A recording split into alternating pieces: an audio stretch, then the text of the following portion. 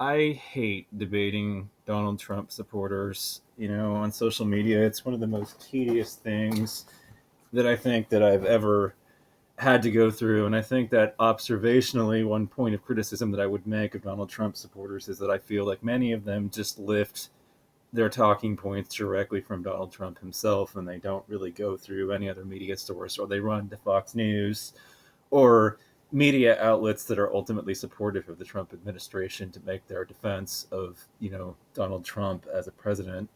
You know, it doesn't seem to occur to them that Fox News was behaving as state media during his administration. They were totally in the tank for the man, and that all these people were subject to bias. Media sources that they wanted. They didn't want anybody that would try to subject them to something that would make them question their beliefs. And I don't know why I'm making this video, because if I address a Trump supporter directly, there's this thing, you know, in in science that's now known to us as far as debates are concerned, which is that it's called the backfire effect, and it means that if you address somebody's pre-existing beliefs and you show them evidence and present them with evidence that their position is ultimately false, that a lot of the time when they are sincerely and emotionally invested in what they believe, they will do everything they can to distort reality, to push further in and move the goalpost further back as far as the form of proof that you have to have. So, like, if I show you that, which I'm going to do, that Donald Trump factually has the worst job record of any president in history, and a lot of it, I would say that my stance is that one mistake that Donald Trump made was that when the Defense Production Act was able to be called into use, he waited on it. He dragged his heels on using it. He was reluctant, and as a result of his delay, he didn't order corporations 3 weeks earlier than he could have to start using its power, the government's power, to order the corporations to start producing masks to address the mask shortage that we had. The practical effects of that, were horrible, and it allowed the virus to spread much further than it would have otherwise, and it let the virus get a foothold. And as a result, we have over 500,000 deaths at this point. Don't remember the exact figure about the number of COVID deaths. Number of COVID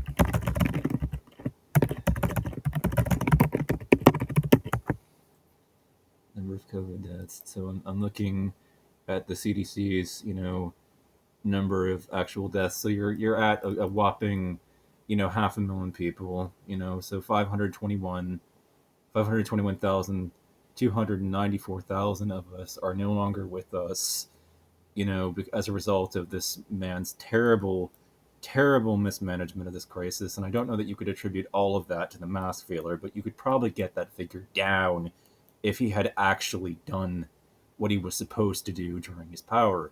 Now you have 500,000 people dead. Now, what do you think that does to the economy? You know, so Donald Trump, they have this impression that Donald Trump is that has done so many wonderful things for the economy. The economy is firing on all cylinders and whatnot. Well, I'd say that it was until the virus came, and then Trump worst.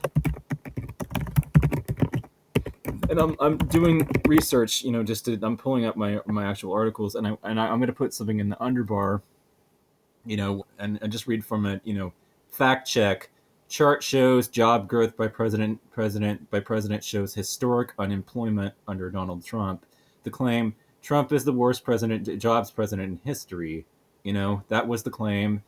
And then there was a sharp drop, and COVID-19 was an image of COVID-19 closing these places, and that it was basically the pandemic effect in the USA. And I'm just rolling through it to summarize to get this video over with, just to the actual, fact checking.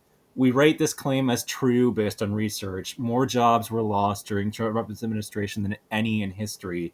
Approximately 4 million fewer people were employed from January 2007 to September 2020, according to the most recent publicly available data. Now, I'm not opposed to putting this article and that data in this below, but this guy was not treated unfairly, by the media. The media was completely objective and completely fair in criticizing the president. You may feel that they did not treat Donald Trump like they did every other president in history. And I would say that I think even still, they should not have treated him with equality with the way that they treated every other president in history, because Donald Trump was not supposed to win the election that he did. He is not an ordinary president. He has characteristics and traits as an individual that make him unlike every other president this country has ever had. He stands out. He came from a completely different background than the rest of them. By the way, I don't agree with this idea that a businessman should run the country ultimately. I don't think that makes sense.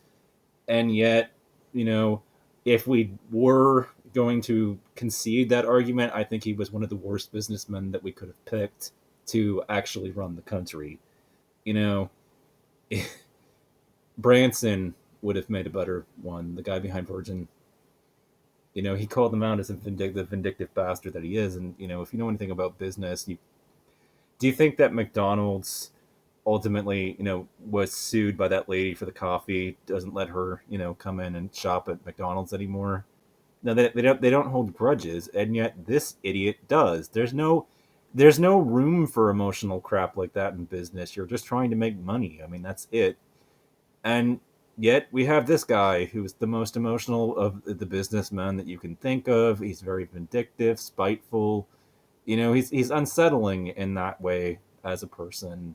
So I don't know. I don't understand why, there's him and his supporters are suffering from fact deficiency, but it kind of feels very much so like, the president goes out and makes a claim and says that he did more to solve black unemployment than any president, than Obama did. And then you go and you're like, they just lift it directly from Trump. Trump made the claim, so now I'm going to go parrot it across media. You know, it's not like they did any fact checking on it. It's not like they did any digging to see if what his claim was actually true or not. So they've just got an opinion. They're not informed. They're just opinionated. You know, I don't think the media was at all unfair when it came to Trump. I think that the guy that we had suffered under for the last 4 years before the current administration, as far as Biden is concerned, I feel very much so the complete opposite way, because it's obvious to me observationally that this guy was unlike any other president. So why would they treat him like any other president? It doesn't make sense. So if you're gonna whine that that's unfair, I mean, like, life isn't fair. Like, tough cookies. They shouldn't treat this guy like they would any other president, because he's not like any other president. And oh, by the way, I mean, you know what? And that he's destroyed more jobs than any president in history. So, there's your great president that was treated so unfairly. I think Trumpets are fucking professional victims.